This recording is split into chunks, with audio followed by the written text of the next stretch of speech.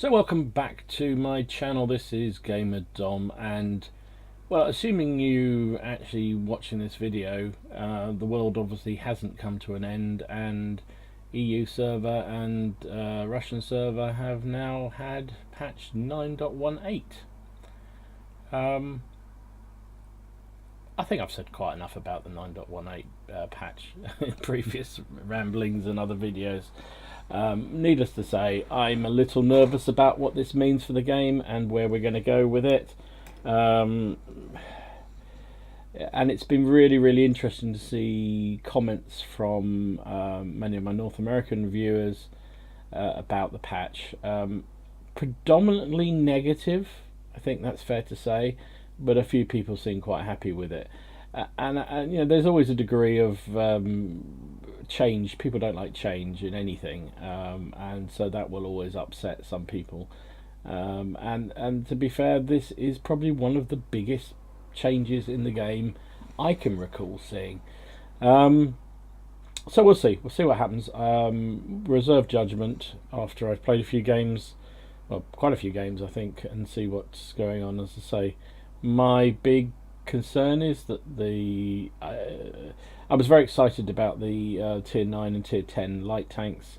I think they're probably not going to get much attention from me now after that nerf they had, and I think careful what you wish for on the artillery front. I think people are going to get sick and tired of being stunned continually by 3 artillery, but we'll see what happens.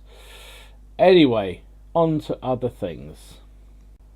Okay, so I sort of lied about Gnome. We'll talk about 9.18. This was a report that was on the Armoured Patrol blog of a translation of a developer's Q&A for World of Tanks, talking about 3 of the most contentious things around 9.18. First of all, artillery not being allowed to platoon at all. And you know, they say that there was a lot of vocal concern about 3 SPGs being placed at the top of the matchmaking and being able to coordinate their activities, blah blah blah, and how devastating that would be. Now, my argument against that is, how devastating is 3 mouses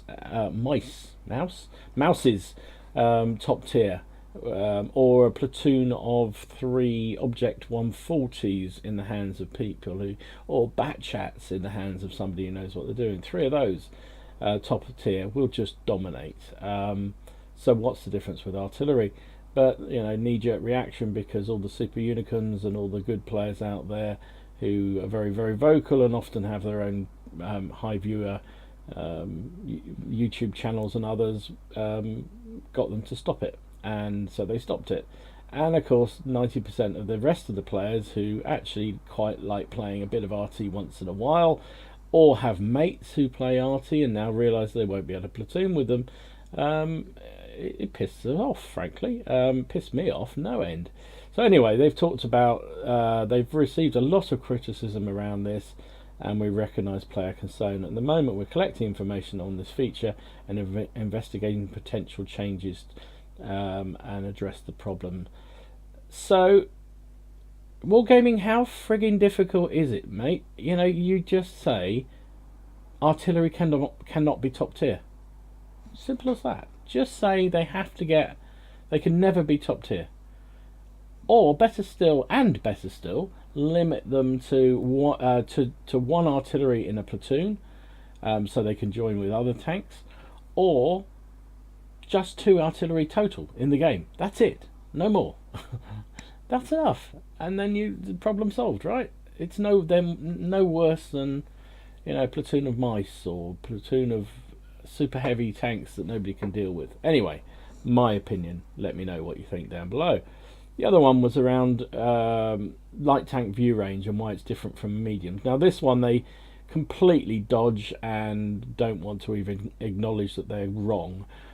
So recap on this: in the test server, when they were testing the new tier 9 and tier 10 light tanks, they gave them very good view range because they had to be better than the mediums and everything else, right? And that's the light job's job, is to be a scout, theoretically. But the trouble was, because they've made mediums and heavies, such the higher tier ones, such long view ranges, it meant the light tanks then became ridiculously long, and it meant that nobody was running any kind of optics or binoculars, because they just didn't need to. They were already at maximum view range and maximum efficiency, so it meant they then turned their light tanks into gunships again. So they had vertical stabilizers and gun lane drives and rammers and God knows what else. So they became that kind of counter, went against the sort of idea that light tanks weren't going to be gunships anymore. They were going to be scouts that came out at the end of the game and caused mayhem around wounded and dying tanks. So Wargaming didn't like that, and they just nerfed the bejesus out of the view range, and now most of the tier 9 and tier 10, well, in fact all the tier 9 and tier 10 light tanks have worse view range than mediums or even heavies in some cases, which is just ridiculous.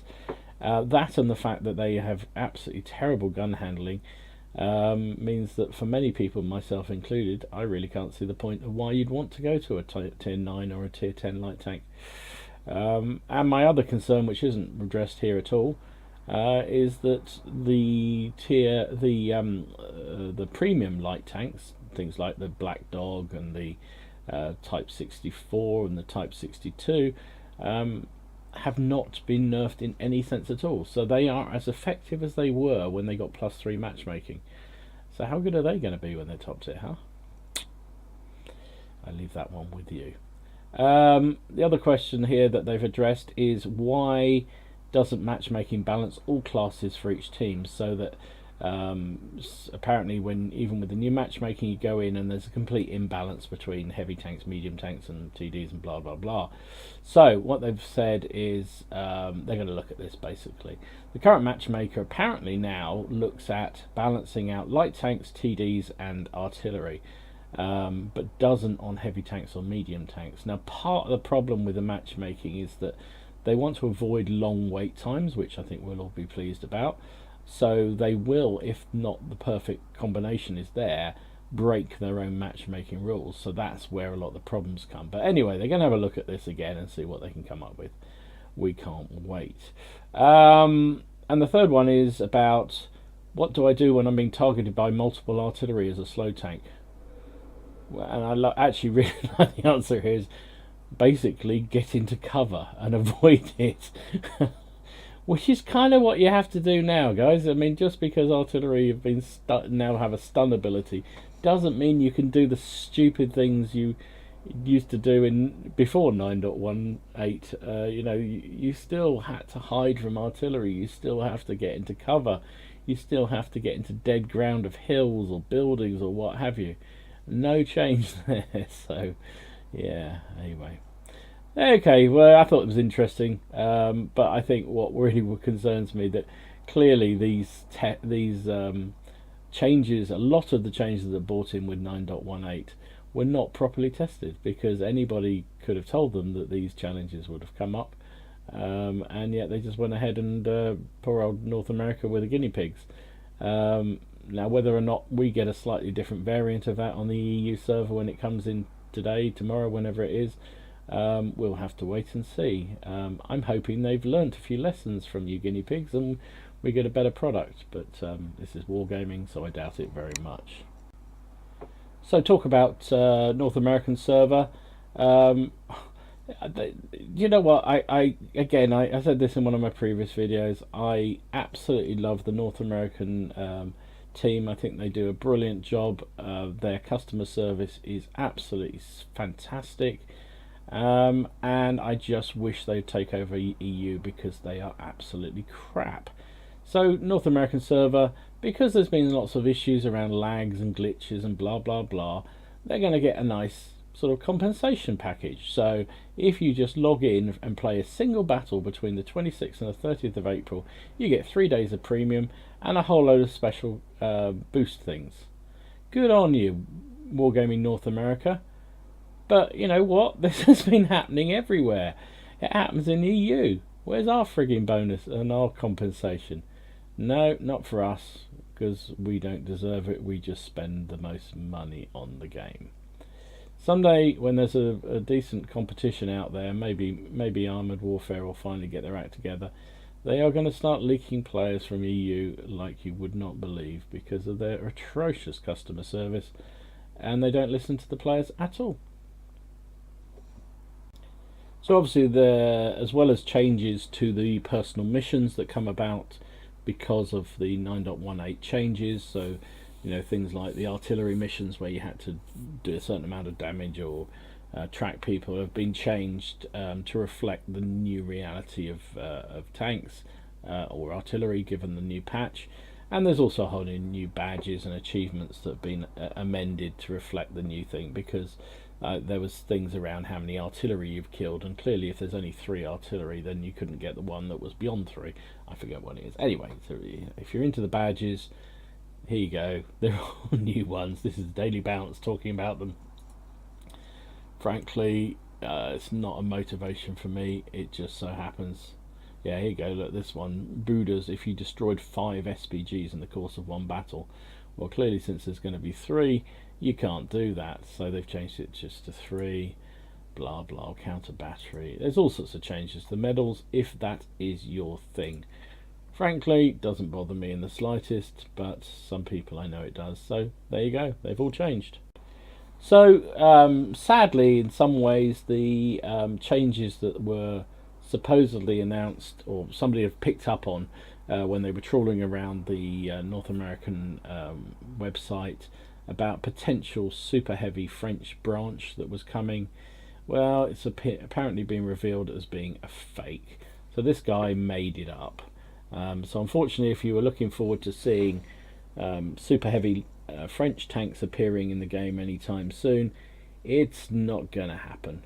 This is a fake. He posted to admit that he'd done it. He was actually trying to get Wargaming to think about introducing such a line, and didn't actually expect it to go as widespread as it did, but it did, and he's a knobhead.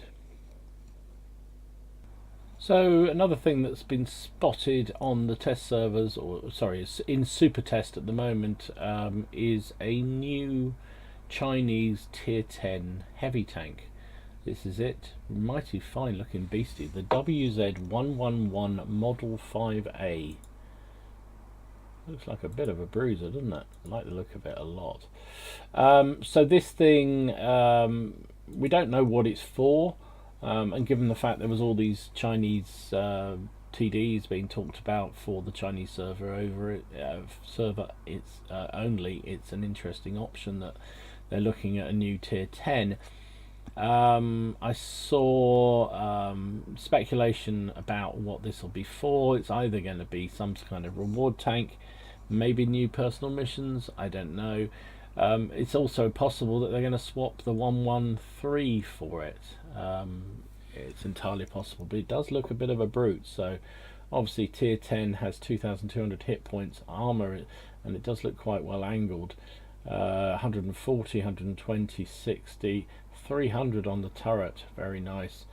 View range of 400. I mean, look at that. That's more than the flipping.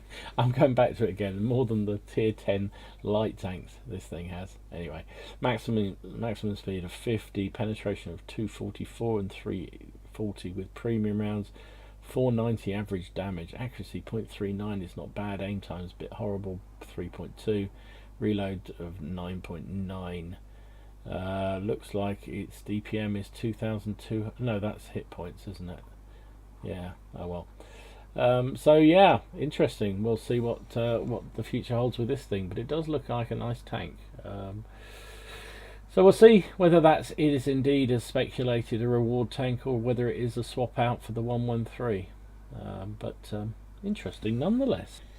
So you recall some while ago there was a talk about a trade-in system that they were going to be running. Apparently they tried it out on the Russian server and it worked quite well. So the concept of this was you have a premium tank in your garage that you don't really want anymore, you bought it and you never use it, or you don't like it, and you could trade it in for half its original gold price, which you could then put to the purchase of a new tank. Now they talked about, and this would seem a fairly easy thing to bring into the game, but They seem to have taken an inordinate amount of time, but anyway, they're going to bring it. It says they tried it out on the Russian server, and this year it may be tested on other servers. Well, we'll see. But interesting. I think it's a good move. I, for one, have a number of premiums that I never play, and I might be tempted to get rid of them for money or for gold against another tank that's coming in the future. On the other hand, I may just be an idiot and just keep hold of the tanks because they look shiny and nice. You got anything you want to get rid of? Is there anything you would contemplate selling in a part exchange for half its gold price? Yeah, I don't know. Dicamax I might get rid of. Don't really use that very often. The Panzer IV Schultz, that one was my first premium I ever bought, and I don't really like it. Too slow. So those are two I can think of immediately that I might be tempted to get rid of. But then again, as I say, I'm a bit of an idiot and I tend to keep hold of far too many tanks, so I probably won't anyway. But let me know, would you get rid of something? If so, what would it be? And finally, we've only just got 918 and now talking about 919. Oh, joy. So it's reported that they will start talking about the new patch about now, actually. Should be now. I haven't seen anything yet, but anyway, Super Test will open on Thursday, which is probably when you'll see this video. First public test will be the 4th of May. Major changes they're talking about bringing through here is the ranked battles idea, a unique game currency, don't know what that means, updated interface, and new equipment that can be bought with a new game currency. We shall watch with interest to see what this all means for the future, but yeah, you've only just digested 918. 919's just round the corner. Whoopee!